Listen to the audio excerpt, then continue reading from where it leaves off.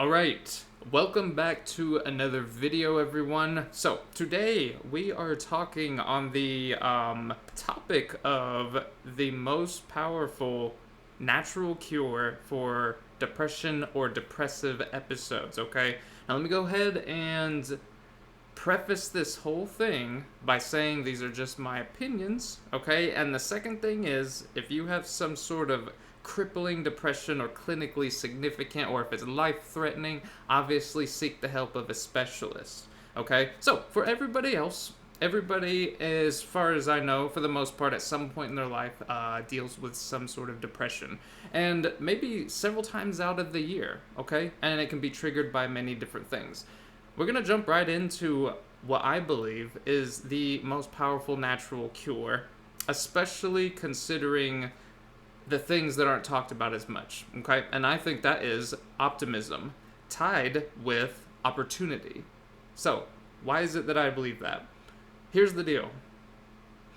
When you are depressed, it usually is because of something that happened in the past. They say depression is usually linked to the past, okay, and anxiety is linked to the future. Anxiety is you're kind of worried about what's going to happen, what could happen, how is this going to turn out, that sort of thing. And depression is like, I wish this would have turned out a different way. I'm upset that this happened. I'm upset that, I'm not where I want to be with whatever is going on in my life, okay? It's kind of dwelling on whatever is that it triggered it, okay?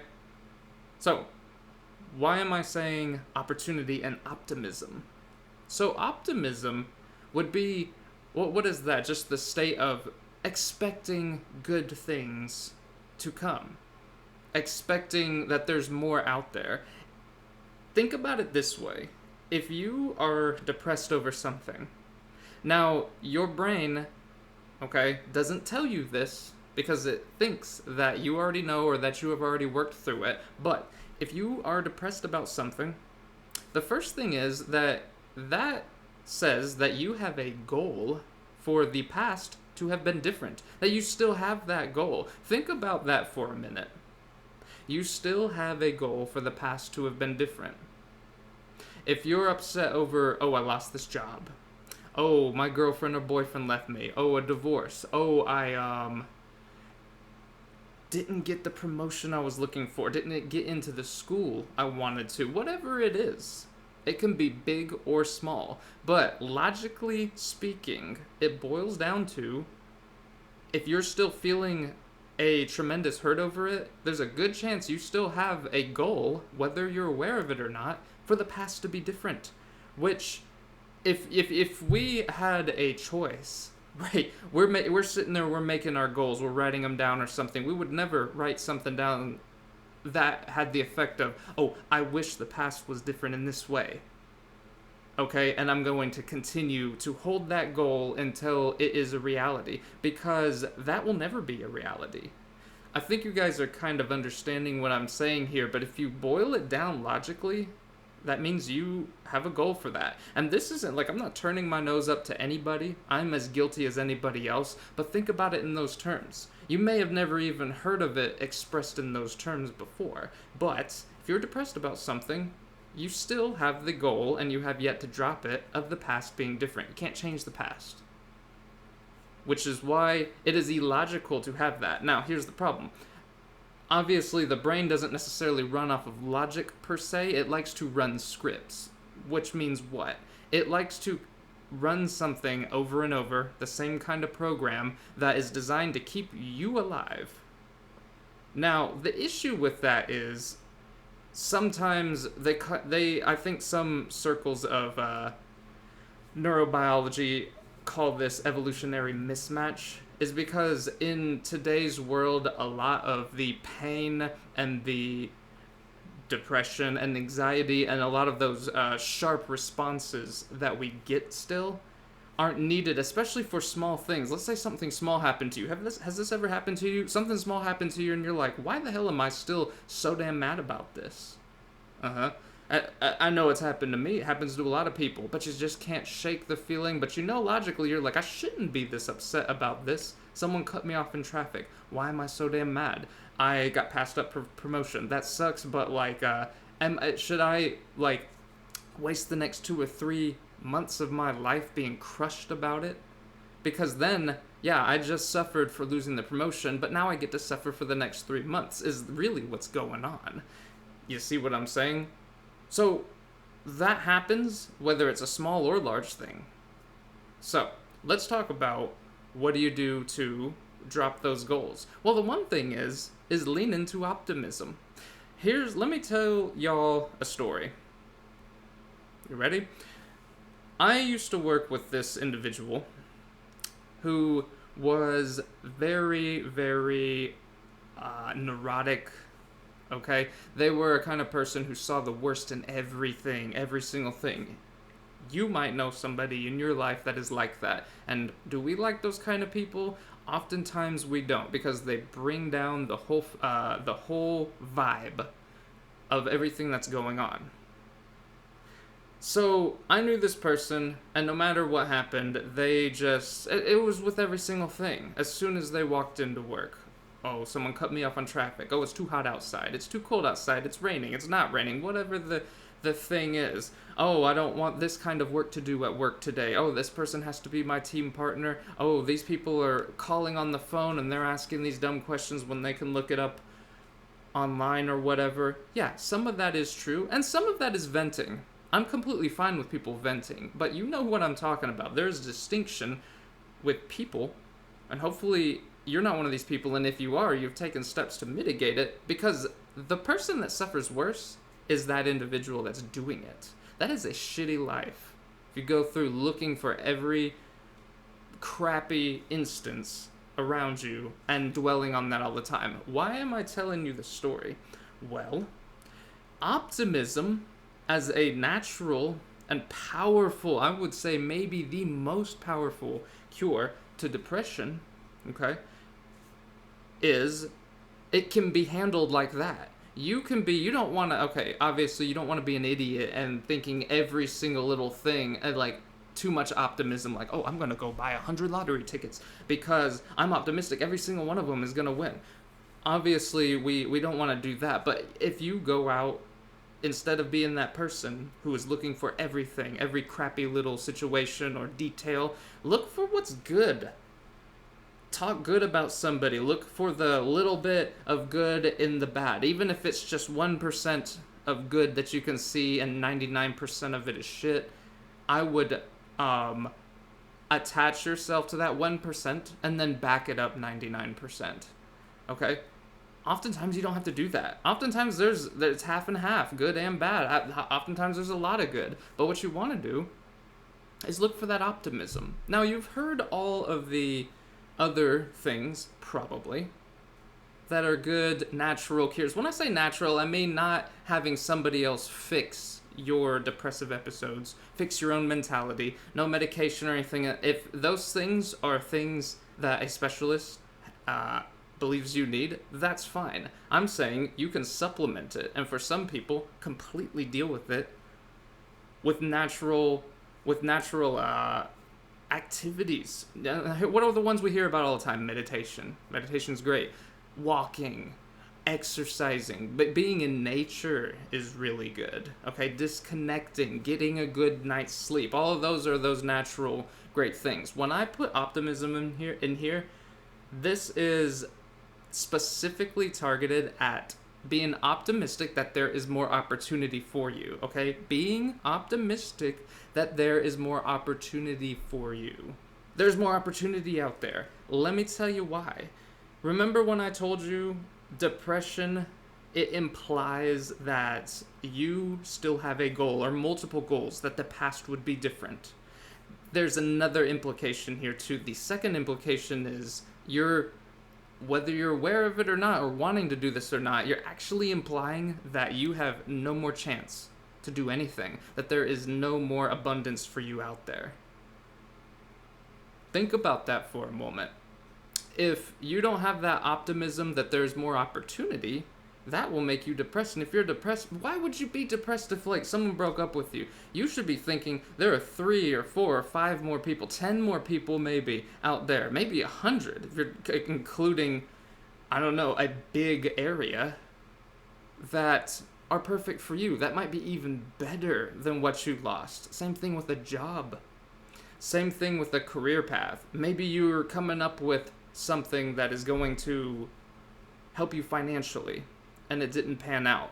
The optimistic mindset that there is more opportunity out there would say, don't worry about it, man. There's going to be plenty of other opportunity, right? But if you truly believed that, there would be no depression, or it would be mitigated so much that it would just be really quick. It'd be like maybe a day, yeah, this sucks or something, but it wouldn't keep going on. And the other problem is depression, it can pile on, right? There's something that sucks in my life, and then here's another thing, and another thing, and another thing. What I'm saying is that optimism, yeah, it's kind of the law of attraction too. Having just that attitude that there is more out there, an abundance mindset, that there is no limit to good, because honestly there is no limit to good things. You know why? Because as humans, we're creative. We can always make a new good thing, can always find a new good positive aspect of a situation, or multiple.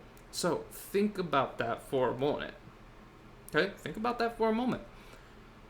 What goals do you have that you haven't dropped, and why? For whatever reason it is, like I said, this isn't a value judgment on anybody. This is to get you thinking maybe on a subject that you haven't heard of as much. We've heard of the meditation, we've heard of the get a good night's sleep. You should be doing those things too. Yeah, let me tell you about meditation for a second. Done properly, do you know why that it works very well for this sort of thing? Because remember I told you the brain likes to run scripts?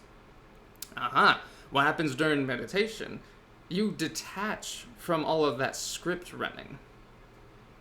Does that make sense? So you detach from that, and your mind can be, it's a trance-like state. Your mind can kind of go to sleep a little bit, and your actual consciousness, all right, can take over. Then you can see those things like, why am I upset about that? Let's actually work through it. See, your brain will send you signals, not because it's good or bad or right or wrong or any of those things. It's just a mechanism. It'll send you signals to make you think, without even thinking, that you've went through all of this before.